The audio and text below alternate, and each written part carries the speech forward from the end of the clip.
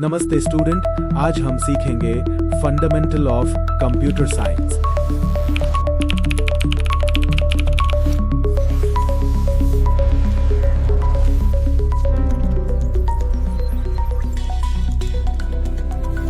कभी सोचा है कि रेत के एक छोटे से कण से लेके हमारे हाथ में जो स्मार्टफोन है और जो बड़े बड़े क्लाउड सर्वर्स हैं, ये सब आखिर काम कैसे करते हैं?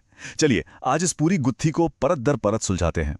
ये बात तो कई लोगों के मन में आती है ना, कि बस एक मेटल के डिब्बे में कुछ तारें जोड़ दी और हो गया जादू। सच में ये किसी जादू से कम नहीं लगता। लेकिन क्या हो अगर इस जादू के पीछे एक बहुत ही सिंपल और लॉजिकल प्रोसेस हो?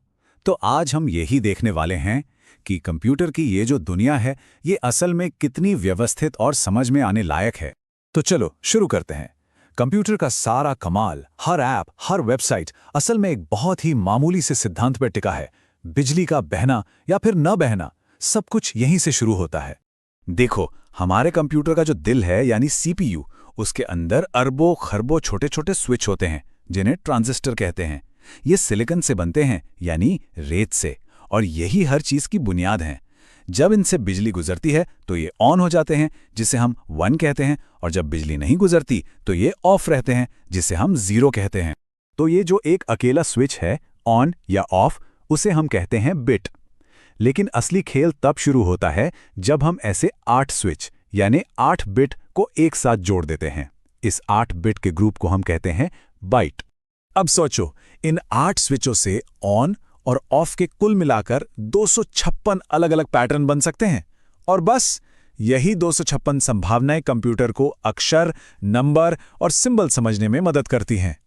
ये सब बाइनरी नाम के एक सिस्टम के जरिए होता है जो कंप्यूटर की अपनी भाषा है, 0 और 1 की भाषा। अब देखो, कंप्यूटर तो सिर्फ 0 और 1 की भाषा ही समझता है। लेकिन जरा सोचो, अगर हमें 0 और 1 की लंबी लंबी लाइनें पढ़नी पड़ें तो कितना मुश्किल होगा। इसीलिए प्रोग्रामर अक्सर हेक्साडेसिमल का इस्तेमाल करते हैं। ये बस बाइनरी कोड को इंसानों के लिए एक छोटे और आसान फॉर्मेट में लिखने का एक तरीका है।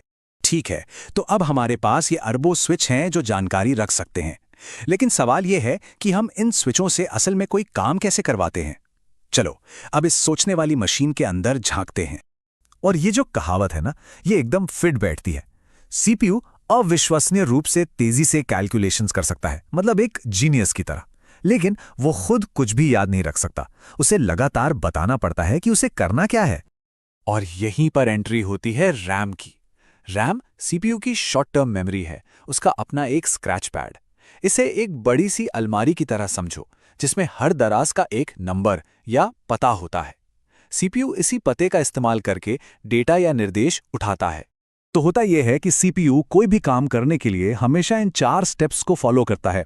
रैम से निर्देश उठाओ यानी फेच, समझो कि निर्देश का मतलब क्या है यानी डिकोड, उस काम को करो यानी एग्जीक्यूट, और फिर रिजल्ट को वापस रैम में रख दो यानी स्टोर। और ये पूरा चक्कर 1 सेकंड में अरबों बार होता है। अब सवाल ये उठता है कि हम एक ऐसी मशीन को इतने मुश्किल निर्देश कैसे दें जो सिर्फ 1 और 0 ही समझती है। अच्छा हुआ कि हमें 0 और 1 में कोड नहीं लिखना पड़ता।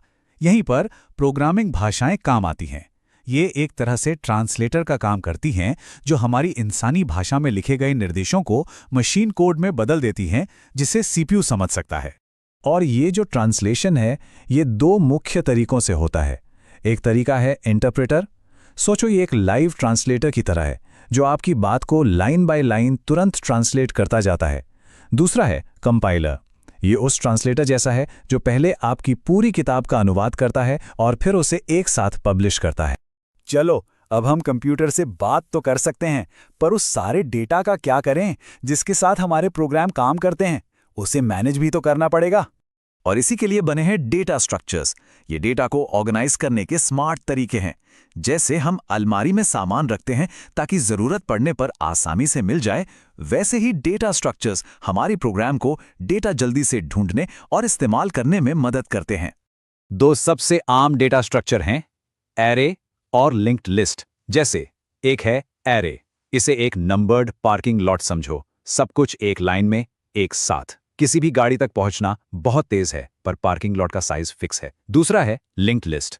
ये एक खजाने की खोज जैसा है। जहां हर सुराग अगले सुराग का पता बताता है। ये बहुत लचीला है, पर किसी खास सुराग तक पहुंचने में समय लग सकता है। इन डेटा स्ट्रक्चर्स के साथ काम करने के लिए हम एल्गोरिदम का इस्तेमाल करते हैं, जो किसी भी समस्या को हल करने की एक रेसिपी की तरह होते हैं। बाइनरी सर्च इसका एक शानदार उदाहरण है। किसी सॉर्टेड लिस्ट में कुछ ढूंढने के लिए यह हर बार लिस्ट को आधा काट देता है। इस डिवाइड एंड कॉन्कर तरीके से यह अविश्वसनीय तेजी से अपने लक्ष्य तक पहुंच जाता है। तो अब इन सारी चीजों को एक साथ जोड़ते हैं और देखते हैं कि इंटरनेट का अनुभव कैसे बनता है, जिसे हम हर दिन इस्तेमाल करते हैं। यहां पर एक बहुत आम कंफ्यूजन है। इंटरनेट जो है वो असल में हार्डवेयर है, पूरी दुनिया में फैले हुए कंप्यूटर्स और समुद्र के नीचे बिछी केबल का जाल। और वर्ल्ड वाइड वेब उस हार्डवेयर पर चलने वाला सॉफ्टवेयर है, यानी वो वेबसाइट और पेज जो हम देखते हैं।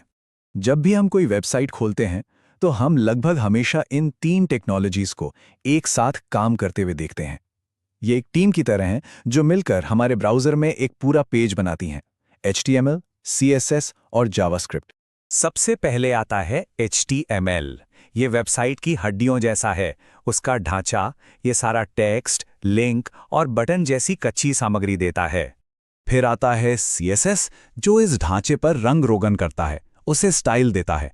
ये तय करता है कि रंग कैसे होंगे, फॉन्ट कैसा होगा, लेआउट कैसा दिखेगा।